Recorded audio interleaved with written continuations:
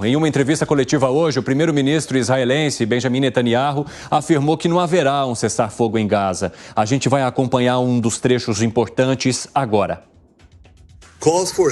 Os apelos por um cessar-fogo são apelos para que Israel se renda ao Hamas, que se renda ao terrorismo, que se renda à barbárie. Isso não vai acontecer.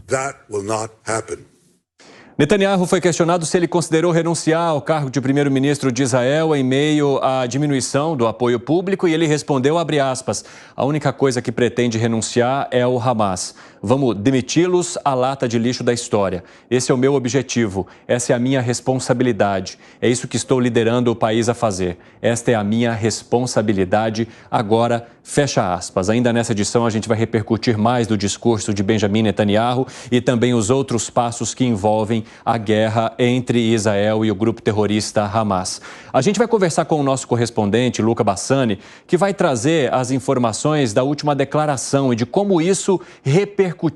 Ô Luca, como é que a comunidade internacional tem visto essa fala de Netanyahu, principalmente em relação ao cessar-fogo, que é o principal ponto de debate no Conselho de Segurança da ONU, na Assembleia também montada por vários países, porque Netanyahu diz que se houver um cessar-fogo, é como se houvesse também uma derrota para Israel neste momento. Seja muito bem-vindo, uma ótima tarde para você. Boa tarde a você, Evandro, a todos os nossos comentaristas e a nossa querida audiência também. Nós vemos que Netanyahu fez um discurso muito firme e na primeira parte desse discurso ele fala primeiramente ao seu público interno, dizendo quais serão as próximas diretrizes do governo de Israel e num segundo momento respondeu às perguntas dos jornalistas estrangeiros. Vamos começar pelo princípio.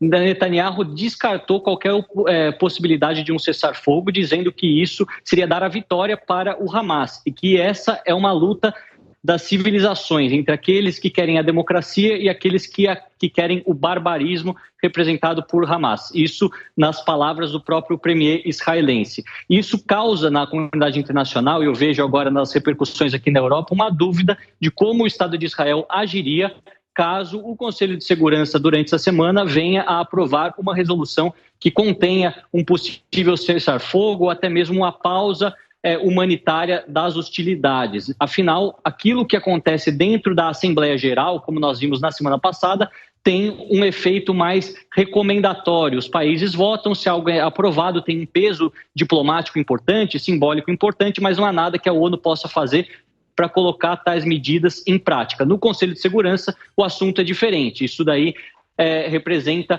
uma pressão muito maior para os beligerantes, tanto para Israel, quanto para o Hamas, quanto para os grupos árabes que apoiam o Hamas, no caso o Irã, que não é árabe, mas também apoia o Hamas.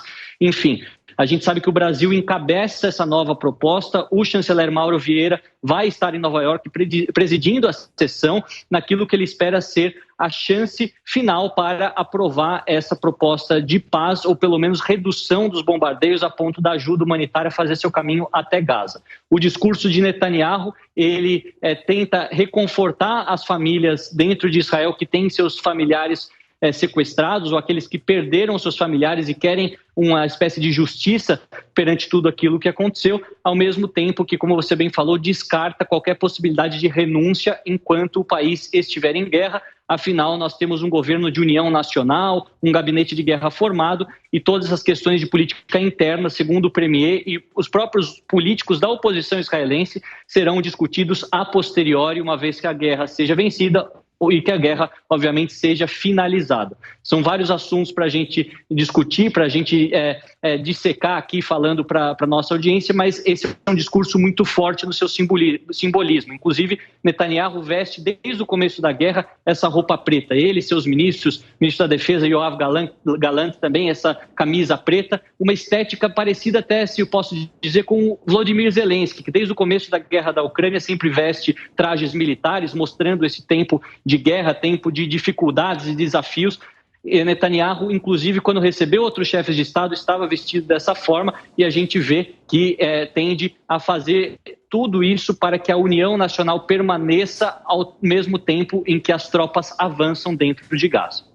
Bom, a gente está falando nessa segunda-feira, né? E isso eu quero contar para nossa audiência, que Israel amplia a ofensiva e faz um dos maiores ataques desde que essa guerra começou lá com a invasão do Hamas, do grupo terrorista, ao território israelense. E por isso, esse discurso de hoje que começa a reverberar também na comunidade internacional. Há uma expectativa, inclusive, de uma reunião do Conselho de Segurança da ONU para a gente entender se a proposta que é apresentada pelos países árabes deve avançar ou não e como vão reagir os outros países.